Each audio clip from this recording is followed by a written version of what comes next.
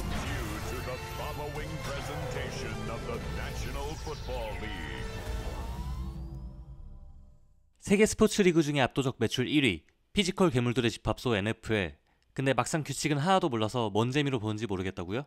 10분이면 미식축구 재밌게 보실 수 있게 정리했습니다.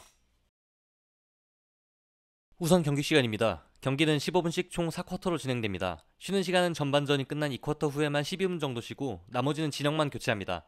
슈퍼볼 때는 하프타임 때 그 유명한 하프타임 쇼가 있는 거 들어보셨죠? 후반전까지 동점이면 연장전을 가는데 정규 시즌이랑 플레이오프랑 규칙이 조금 다릅니다. 정규 시즌에는 연장전을 한 차례만 실시하고 10분 동안만 진행합니다. 터치다운이나 세이프티로 점수가 나는 순간 바로 시합 종료이고 필드골은 상대방에게도 기회를 한 번 주고 동점이 되면 서든데스룰로 진행됩니다.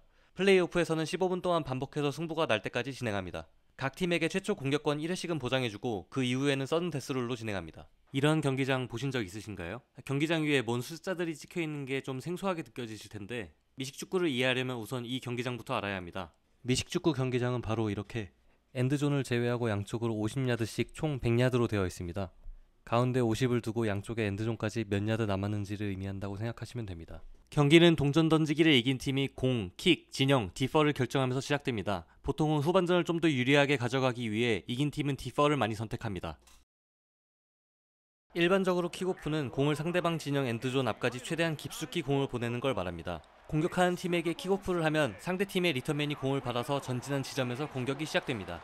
이게 가장 흔한 킥오프지만 전술적인 이유로 다르게 할 때도 있으니 참고해주세요.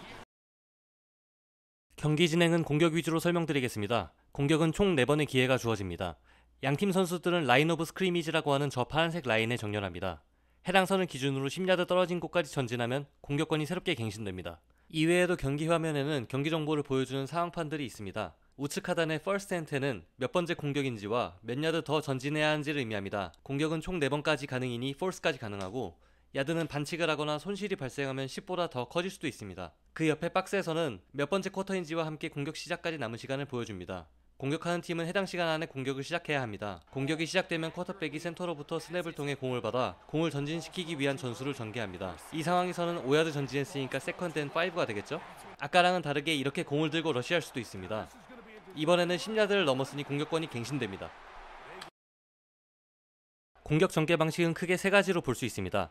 다른 선수에게 직접 건네주면 이어받아서 러시하는 핸드오프, 리시버에게 공을 던져주는 패스, 마지막으로 쿼터백이 직접 상황을 보고 뛰쳐나가는 러시가 있죠. 이렇듯 미식축구는 쿼터백이 필드 위의 감독이라고 불릴 정도로 비중이 아주 큰 스포츠입니다.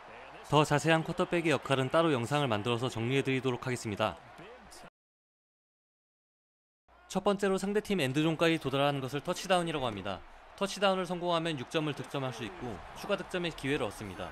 터치다운은 아까처럼 패스를 받아서 하거나 이런 식으로 러쉬를 통해 성공시킬 수 있습니다.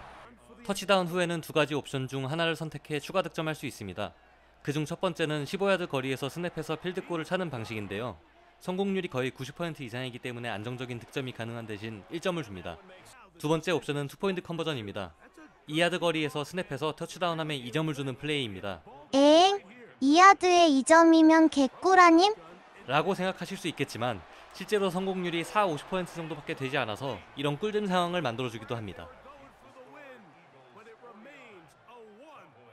다른 득점 방식 중에 필드골이 있습니다. 애틀랜타의 6번 구영애 선수가 보이시나요? 키커로 성공적인 커리어를 보내고 있는 구영애 선수의 모습이죠. 보통 4번째 공격에는 전진 시도보다는 펀트나 필드골을 시도하는데요. 필드골이 들어갈 거라고 판단이 되면 키커를 투입해서 필드골을 시도합니다. 높은 성공률을 요구하는 데다가 키커 자원들이 워낙에 많아서 심리적인 스트레스를 잘 견뎌야 하는 위치이기도 합니다. 저렇게 노란 골대 사이에 공을 통과시키면 필드골로 인정됩니다. 공을 차려는 순간 저렇게 냉장고만한 선수들이 잡아먹을 듯이 달려들기 때문에 마인드 컨트롤이 상당히 중요해 보이네요. 그 다음은 공격이 아닌 수비에 의한 득점 방식인데요. 바로 세이프티입니다. 축구로 치면 자책골이죠.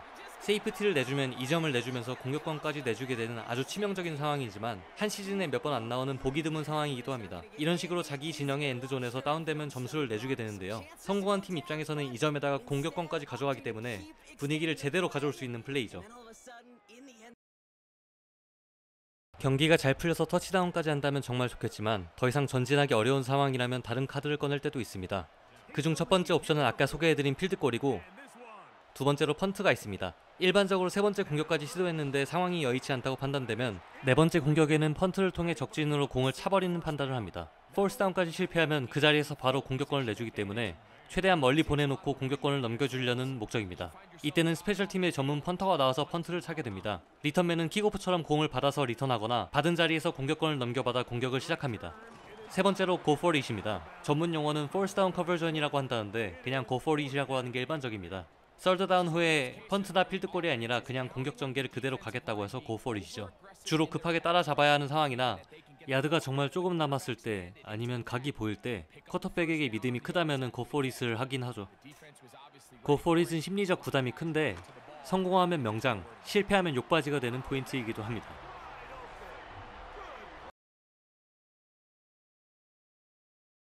수비 상황은 총 3가지를 설명드리려고 합니다. 첫 번째로 세기입니다. 이렇게 쿼터백이 공격 전개를 펼치려고 할 때 발생하는데요.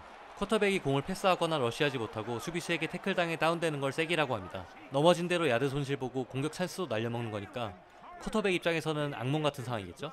두 번째로는 펌블입니다. 볼 소유권자가 공을 통제하지 못하고 수비와의 충돌이나 실수로 공을 놓쳐버리는 상황을 펌블이라고 합니다. 수비수가 그대로 줍줍해버리면 공격권도 넘겨주고 최악의 경우에는 터치다운까지도 낼 수 있게 됩니다. 수비수에게 하드 태클을 당하거나 방심하는 순간 종종 발생하는데 소유권을 낚아챈 수비팀은 전진한 지점에서부터 공격을 시작합니다. 그 다음으로 인터셉트가 있습니다. 말 그대로 공을 가로챈 상황이죠. NFL 수비 장면의 꽃이라고 할 정도로 임팩트도 크고 극적인 상황 연출이 가능한 수비죠. 인터셉트한 채로 엔드존까지 달리는 날은 진짜 경기장 난리 납니다. 공격팀 터치다운 직전에 이런 인터셉트로 좌절시키는 플레이나 이렇게 날씨가 험한 날에는 드라마틱한 상황이 종종 연출되기도 합니다. 이번에는 시간과 관련된 룰을 몇 개 보고 가겠습니다. 2쿼터 4쿼터가 2분 남은 시점에는 2미닛 워닝이라는 게 발동됩니다. 이때 약 2분 정도 휴식하면서 광고 타임을 가지는데 양팀은 이 시간을 작전 타임으로 활용합니다. 다음은 타임아웃입니다. 경기 도중에 분위기 반전을 노리거나 게임 클락을 멈추기 위한 목적으로 사용합니다. 그래서 경기 종료 직전에 가장 많이 사용되는데 이때 약 30초 동안 작전 타임을 가질 수 있습니다. 타임아웃은 전후반 각 3번씩만 사용 가능합니다. 여러분, 영상이 좀 도움이 되셨나요? 이해를 돕기 위해 매든 26으로 게임하면서 영상을 만들어봤는데 최대한 간단하게 줄였는데도 여전히 복잡하기도 하고 사실은 이거보다 더 복잡한 내용들이 많은 스포츠입니다. 하지만 우리가 밥을 사 먹을 때 요리를 전부 할 줄 알아야 되는 건 아니고 영화를 볼 때 연출 기법을 전부 알 필요가 없는 것처럼 미식축구도 기본적인 룰 정도만 숙지하고 선수들의 괴물같은 피지컬과 각 구단들의 멋진 스토리텔링에 관심을 가져보면 다른 어떤 스포츠보다 재밌게 볼 수 있을 거라고 확신합니다. 그럼 끝까지 시청해주셔서 감사드립니다.